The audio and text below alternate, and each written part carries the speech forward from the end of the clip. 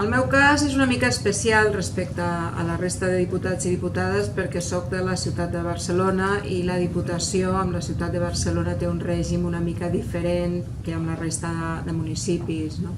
En el cas de Barcelona, cada mandat es fa com a un projecte estrella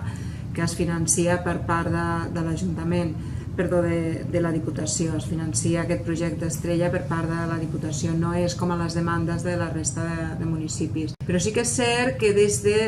l'Ajuntament el que sí que estem fent és cada vegada col·laborar més per crear coneixement, per crear bases de dades, per establir